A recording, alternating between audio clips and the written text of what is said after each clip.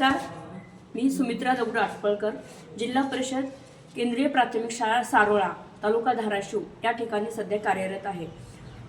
4 महिन्यापूर्वी मी जिल्हा परिषद प्राथमिक शाळा कौडगाव, तालुका धाराशिव, जिल्हा धाराशिव या शाळेमध्ये प्राथमिक शिक्षिका या पदावर कार्यरत होते।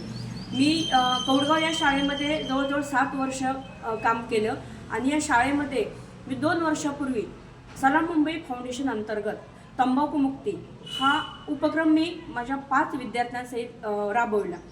सुरुवातीला हा उपक्रम राबवत असताना मला गावामध्ये काही लोकांचा खूप विरोध झाला, जे विद्यार्थी त्याच्यामध्ये सहभागी होते त्याच विद्यार्थ्यांच्या पालकांचा विरोध झाला।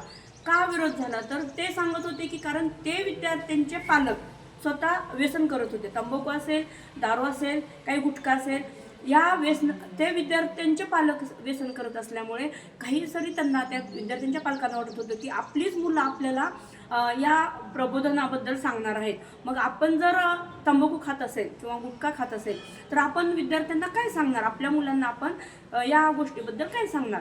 त्याच्यामुळं त्यांनी त्या विद्यार्थ्यांच्या पालकांनी स्वतःपासून सुरुवात केली आणि त्या विद्यार्थ्यांच्या पालकांचा उपयोग आम्हाला गावातील इतर पालकांना प्रबोधन करण्यासाठी खूप चांगल्या पद्धतीने झाला।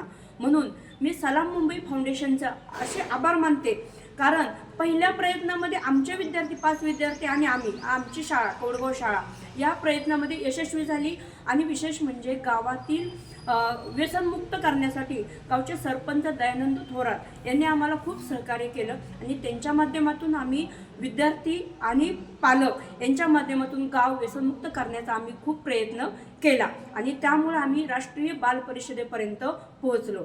आणि आता सुद्धा मी सारोळा जिल्हा परिषद केंद्रीय प्राथमिक शाळा सारोळा या ठिकाणी कार्यरत आहे। त्या ठिकाणी सुद्धा माझा हाच उपक्रम मी चालू ठेवलेला आहे। फक्त मी 4च महिने झाले त्या शाळेवर गेलेले आहे, तरी सुद्धा मी त्या शाळेवर हा उपक्रम यशस्वीपणे पूर्ण करण्याचा मी प्रयत्न करणार आहे आणि हा उपक्रम मी पुढं सतत चालू ठेवणार आहे। आणि आमच्या विद्यार्थ्यांना मला फाउंडेशननी जे सहकार्य केलं आणि आम्ही पहिल्या प्रयत्नामध्ये राष्ट्रीय बाल परिषदेपर्यंत पोहोचलो, त्याबद्दल मी सलाम मुंबई फाउंडेशन यांचे खूप खूप आभारी आहे। धन्यवाद।